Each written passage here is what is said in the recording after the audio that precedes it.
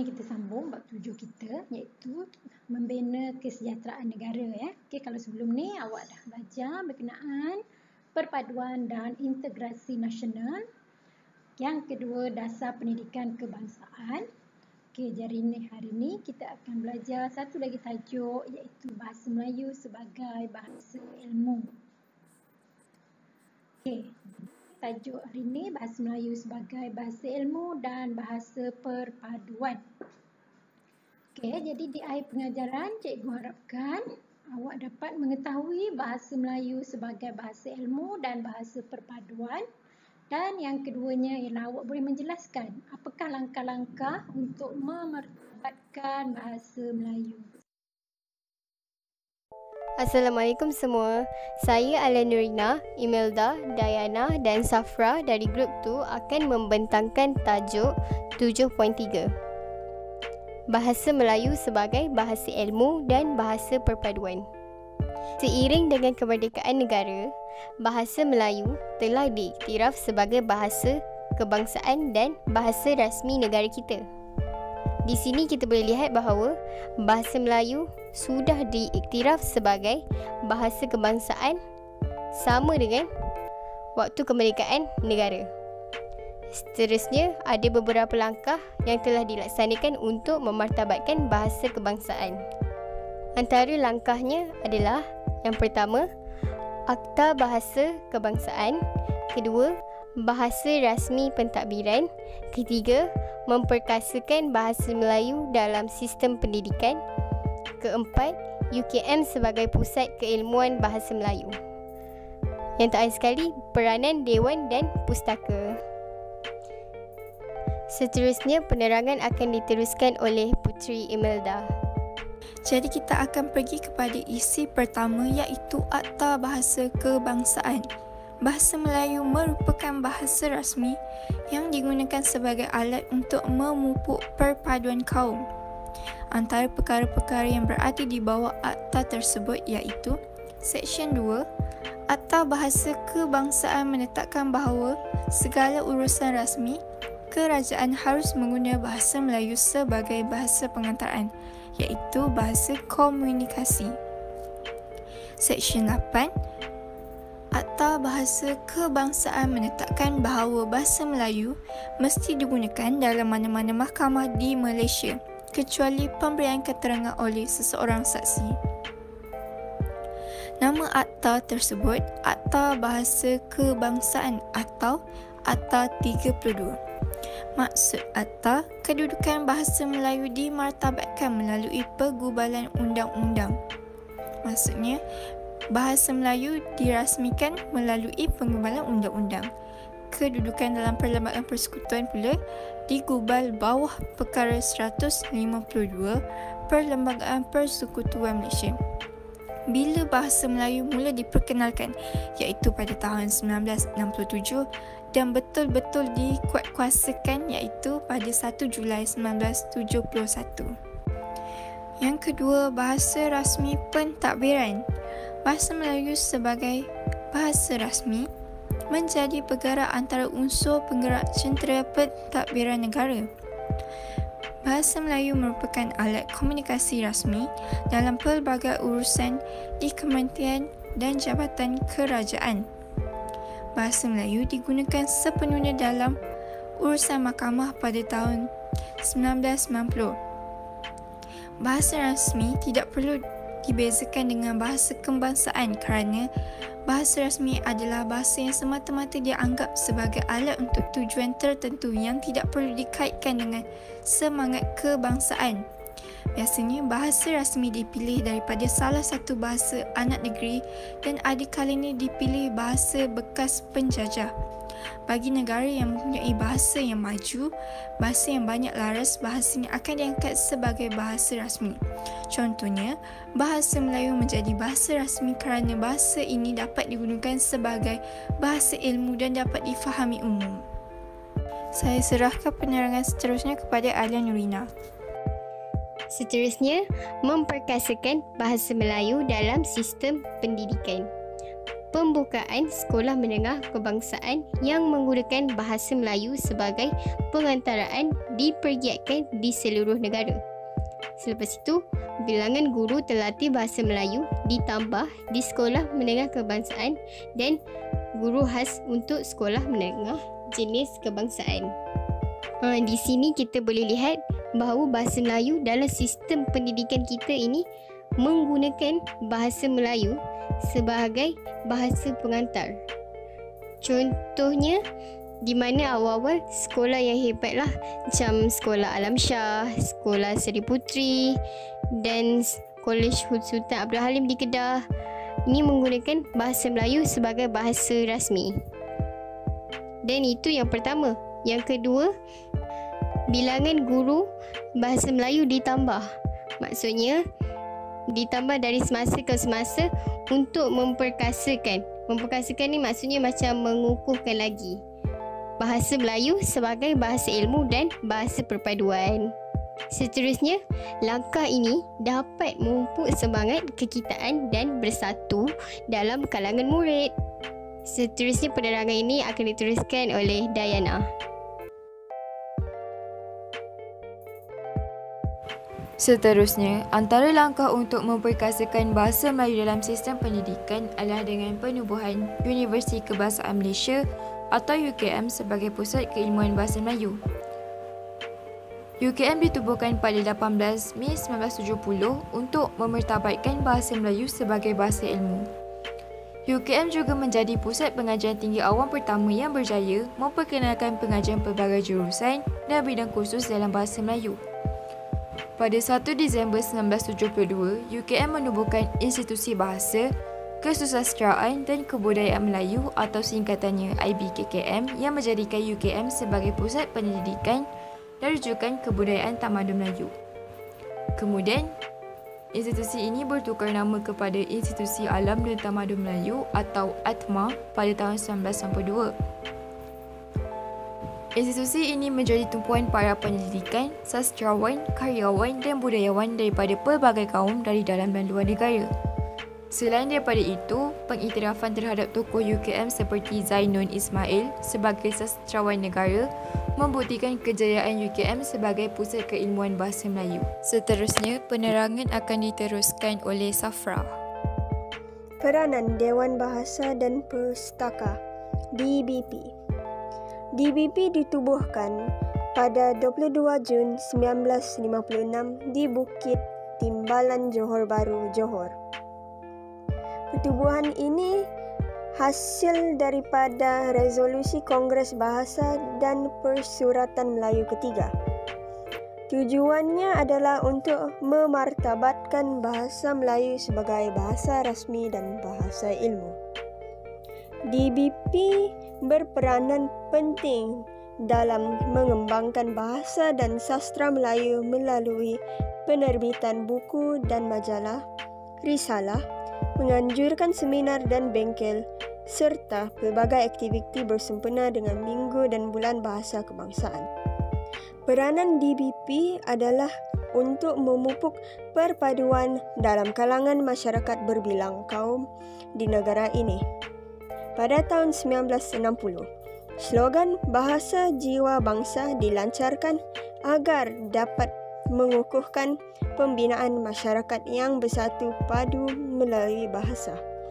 Kesimpulan, pengenalan Akta Bahasa Kebangsaan menggunakan bahasa kebangsaan sebagai bahasa rasmi dalam pentadbiran, melaksanakan sistem pendidikan berasaskan bahasa Melayu, serta peranan UKM dan DBP sebagai pusat ilmu memastikan kedudukan bahasa Melayu sebagai bahasa perpaduan negara. Pemimpin dan rakyat wajar memainkan peranan bagi memartabatkan bahasa kebangsaan untuk kesejahteraan dan kemakmuran negara kita. Sekian, terima kasih. Okey, sebagai bahasa ilmu dan bahasa kebangsaan. Okey, jadi cikgu bukalah, siapa nak jawab dulu, mula daripada Ajar. Dana. Ajar. Saya cakap dulu cikgu. Aja sebut nama dulu. Adriana dulu lah. Aja sebut nama dulu.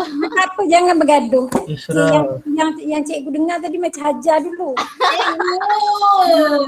Tak apa. Cikgu Adriana lah cikgu. Betul. Adriana lah cikgu. Betul. Aja dulu. Ajar dulu. Adriana. Okey, jangan bergaduh. Tak Adriana apa. dulu kot rasanya tadi. Lepas ni kita bagi ya. Okey, Hajar dulu lepas Adriana. Okey. Baca tajuk dulu ke? Baca soalan dia apa dia? Dimartabatkan melalui penggumbalan undang-undang yang dikenali sebagai Akta Bahasa Kebangsaan. Okey.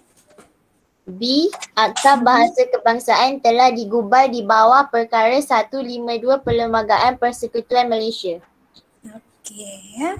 Itu berkenaan Akta Bahasa Kebangsaan. Jadi awak dah tahu berkenaan penggubalan undang-undang yang dikenali sebagai Akta Bahasa Kebangsaan dan dia dalam Perkara 152 ya. Okey, seterusnya bahasa Melayu sebagai rasmi. Okey Adriana. Menjadi antara unsur pengerah jentera pentadbiran negara, alat komunikasi rasmi dalam pelbagai urusan di kementerian dan jabatan kerajaan. Okay. Dan yang C tu kita bagi orang lain ya Adriana. Terima kasih. Okey, siapa? Alia. Okey, Alia. Ruby kan?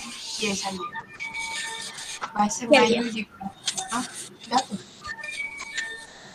Nasib kau malang Alia. Ya Alia. Dah cikgu. Dah. Apa jawapannya? Bahasa Melayu digunakan sebenarnya dalam urusan mahkamah pada tahun 1920.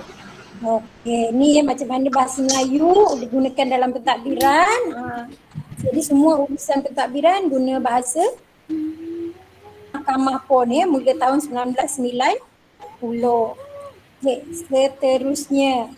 Aina. Okey, Aina.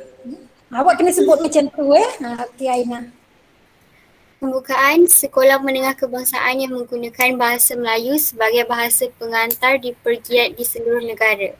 Okey, dah sampai situ sekolah. Dia sebagai sekolah menengah kebangsaan ni dia menggunakan bahasa Melayu ni secara berperingkat-peringkat sebab dulu menggunakan bahasa Inggeris. Jadi sekolah Melayu. Awak pun dah dengar tadi antaranya sekolah Alam Shah Okey, soalan seterusnya. Naim. Okey, Naim. Sebagai bahasa pengantar dapat memupuk semangat kekitaan dan bersatu dalam kalangan murid. Okey, ini tujuan bila guna bahasa kebangsaan kat sekolah jadi bahasa pengantar dapat memupuk semangat kekitaan. Okey, bagus. Terusnya cepat-cepat. Muhammad Isra. Ada dengar. Ada gangguan sekejap Okey. Siapa? Isra. Okey, Isra. Bilangan guru terlatih bahasa Melayu ditambah di sekolah menengah kebangsaan dan guru khas untuk sekolah menengah jenis kebangsaan. Okey, ini cikgu pula. Kalau tadi bahasa pengantar bahasa Melayu, sekarang pun cikgu yang terlatih ditambah lagi di sekolah kebangsaan. Okey, seterusnya soalan Universiti Kebangsaan Malaysia. Azmira. Veronica. Okey, Azmira. Bagus Azmira. Okey, Azmira. Penubuhan UKM merupakan usaha untuk memartabatkan bahasa Melayu sebagai bahasa ilmu. Okey, bagus. Ni kenapa UKM disubuhkan? Dia menjadi digunakan sebagai bahasa ilmu untuk memartabatkan bahasa Melayu. Maknanya dekat universiti yang mula-mula sekali guna bahasa Melayu untuk kursus-kursusnya ialah UKM. Okey, seterusnya. Okey Azmira, terima kasih. Ilmi. Siapa? Ilmi. Okey, Ilmi Ruby UKM memperkenalkan pengajian pelbagai jurusan dan Siti Zainan Ismail sebagai kesastrawan negara. Aku baca terselang. Dan bidang khusus dalam bahasa Melayu. Betul ini pelbagai kursus dalam bahasa Melayu. Okey, seterusnya Danish cikgu, Danish. Okey, bagus Deniz. Pengiktirafan terhadap tokoh UKM seperti Muhammad Haji Saleh dan Siti Zainul Ismail sebagai sastrawan negara membuktikan kejayaan UKM sebagai pusat keilmuan bahasa Melayu. Okey, inilah pengiktirafan kepada dua orang tokoh yang menggerakkan bahasa Melayu. Jadi ingat dua orang nama dia Muhammad Haji Saleh dan Siti Zainul Ismail. Okey, dekat UKM ni tempat cikgu belajar dululah macam Atma tu. Kalau nak cari bahan-bahan berkenaan bahasa Melayu atau Islamik, cikgu memang pergi ke Atma ni lah dulu. Okey, dan bahagian yang terakhir iaitu DBP. Okey, siapa nak jawab? Saya, Azwa. Okey, bagus Azwa. Penubuhannya bertujuan memartabatkan bahasa Melayu sebagai bahasa rasmi dan bahasa ilmu. Nak lagi ke cikgu? Orang lain pula. Okey. Okey, siapa yang terakhir ni? Siapa? Saya. Siapa? Adam. Okey, cepat Adam. Ya. Okay. Peranan DBP ini adalah untuk memupuk perpaduan dalam kalangan masyarakat berbilang kaum di negara ini. Okey, jadi itu yang terakhir. Jadi DBP tadi ditubuhkan dia nak mempergiatkan lagi bahasa Melayu ya. Okey, itu baru satu soalan. Okey, seterusnya cikgu nak share satu lagi bahan dekat awak kejap ya. Harap-harap berfungsi dengan baiklah juga ya. Okey, tunggu jap. Okey, cikgu besarkan sikit. Nampak tak soalan tu? Nampak. Okay. Jadi cikgu putar, siapa-siapa je boleh jawab. Ni lebih kepada soalan tahun minggu lepas tau. Ni soalan minggu lepas. Bukan minggu lepas. Yelah minggu lepas. Okey, zon perindustrian bebas. Dekat mana minggu lepas? Apa dah jawab? Okey. Ni boleh carilah. Cikgu saya nak jawab. Okey, siapa? Heron Nisa. Okey, Nisa. Apa jawapannya Nisa? Di bayan lepas Pasir Gudang dan Pelabuhan Kelang. Wah, 3 sekali. Bagus Heron Nisa. Okey, kita sambung semula. Okey, dah sama ya markah Ruby dengan markah Sofia ni. Alamak, sama pula. Cikgu kena tekan kot. Okey, Kabinet ditubuhkan pada 1974 untuk mengkaji semula pelaksanaan sistem pelajaran kebangsaan. Okey, apa jawapan dia? Sistem kabinet. Apa dia? Sistem kabinet ke? Tak tepat. Aina cikgu. Okey Aina, apa jawapan dia Aina?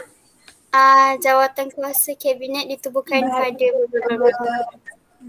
jawatan kuasa kabinet. Okey, kita putar lagi.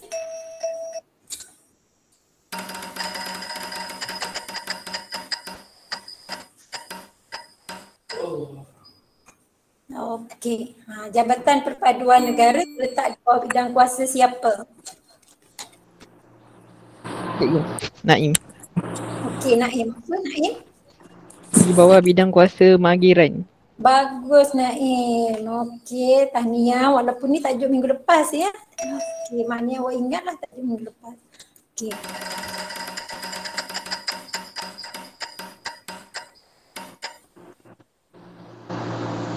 Okey, yang ni. Apa nak jawab? Kajian ada koma. Cikgu saya dia. Ya, siapa tu? Dennis. Dennis. Kajian Amiduddin Baki memperkenalkan sistem sekolah pelbagai jurusan. Bagus Dennis. Okey ya, sistem pula kajian Aminuddin Baki. Aminuddin. Ingat ni bila Baki tu depan dia Aminuddin Baki. Okey.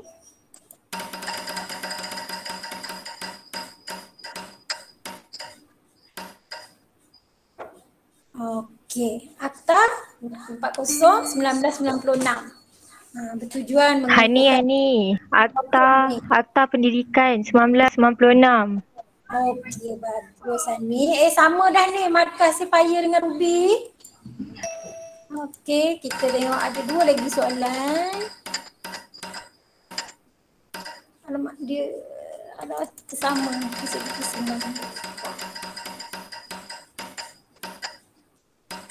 Okey, ni KBSM. Adana. Saya. Saya Saya cikgu. Ajar. Saya cikgu. Adana dulu. Saya cikgu. Okey, Adriana. Okey, Adriana. KSSM. Apa aja cuba ajar kena cepat. Adriana. Okey, yang terakhir ni Bin. Okey.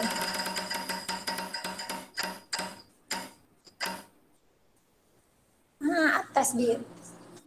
Ni pun tajuk apa dia? Dia ni cikgu. Apa? Dennis cikgu, Dennis. Okey, Dennis. Integrasi cikgu. Bagus, integrasi. Ya, okey. Jadi inilah integrasi nasional. Merupakan satu proses yang dinamik. Okey, alhamdulillah. Cikgu kira ya berapa? 2, 4, 6, 8, 9. Sama hari ni. Maknanya kelawak dua-dua dapat markah yang sama. Tapi itulah cikgu tak dapat share yang apa tu markah keseluruhan tu. Cikgu dah buatkan tapi tak boleh nak share pula ya.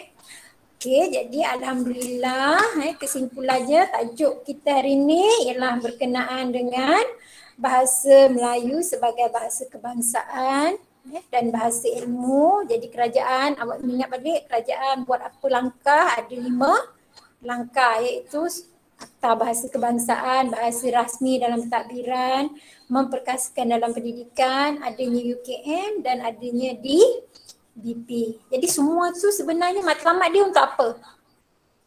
Awak dah seri markah ni. Ni nak bagi pemenang terus. Matlamat apa itu? Langkah yang kerajaan buat ni sebenarnya untuk apa? Tujuan akhirnya. Kesejahteraan negara. Apa yang jawab tadi? Siapa paling jawab? Okey. Ajar. Dia ke cikgu dengar macam Adriana dan Hajar. Okey, alhamdulillah. Tak apa. Ya. Faham. Okey, paling kurang awak tahu apa yang awak belajar hari ni. Matlamat dia ialah perpaduan. Dah banyak-banyak